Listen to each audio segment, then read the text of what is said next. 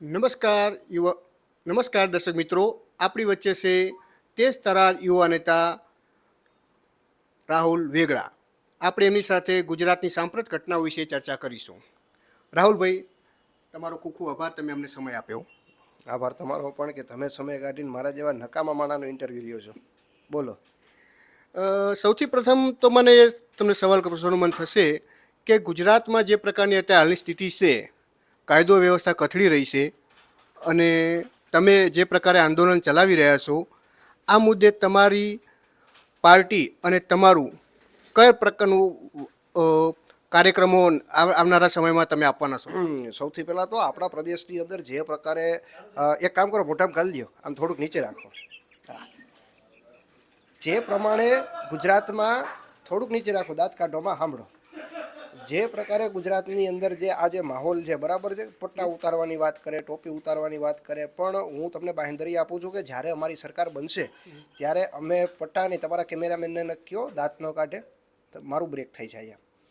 કે જે પ્રકારે અત્યારે જે માહોલ જે બંધાય છે, બરાબર, પટ્ટા ઉતારવાની વાત છે, ટોપી ઉતારવાની વાત છે, પણ એ કેવા લોકોને ટાર્ગેટ કરીને કહે છે કે જે ખરેખર જે ભ્રષ્ટાચારી છે, જે ખરેખર જે ખોટું કામ કરે છે, એવા લોકોને જે બધે માથે ઓઢવાની આમાં કંઈ જરૂર નથી.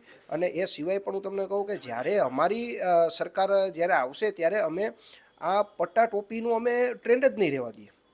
હા, અમારો જે ગૃહમંત્રી હશે, અમે એના તરફથી અમે આદેશ કરાવીશું, એક વ્યવસ્થિત જે ગેઝેટ બહાર પાડીને અમે કહી દઈશું કે ભાઈ જે તે સુરક્ષાના પેલા જે કોઈ કર્મીઓ છે, બરાબર, જે પણ એજન્સીઓ છે, અમે એને પટ્ટાવાળી નહીં પણ અમે એને લાસ્ટિકવાળા અમે પેન્ટને પહેરો છે, એટલે પટ્ટાનો કોઈ પ્રશ્ન જ નથી રહેતો ને ભાઈ. બરાબર, એટલે અમે મૂળ સમસ્યાઓને અમે કાઢી નાખવાની વાત કરીએ છીએ.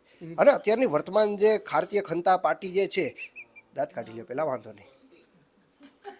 તો આ જે પાર્ટી છે અને જે પ્રકારે યુવાનોને આ પ્રકારે જે ગેરમાર્ગે દોરવાનું જે કામ કરે છે, બરાબર, જે જે પાયાના જે પ્રશ્નો છે એની તો કોઈ વાત જ નથી કરતો.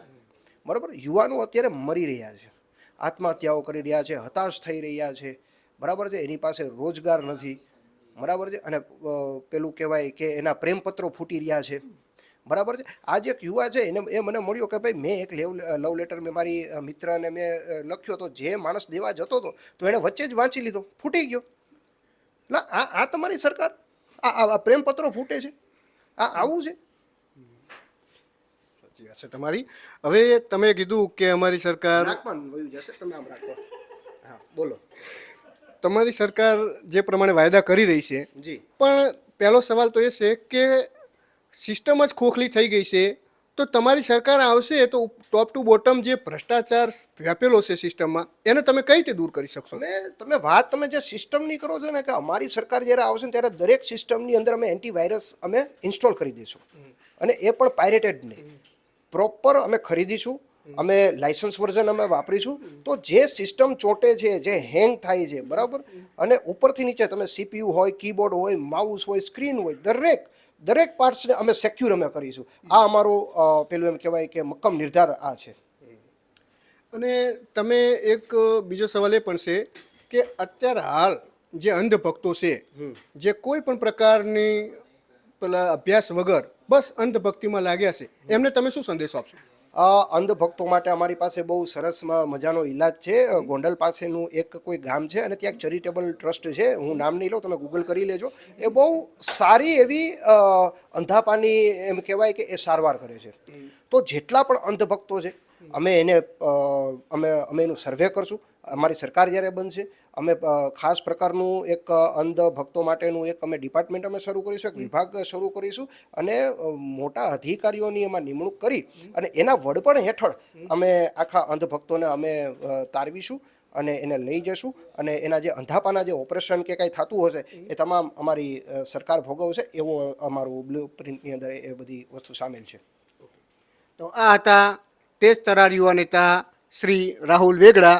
આપણે જોઈશું કે એ આવનારા સમયમાં જે પ્રમાણે વાતો કરી રહ્યા છે એમાં ખરા ઉતરે છે કે નહીં. હું ઉત્પલ દવે છું.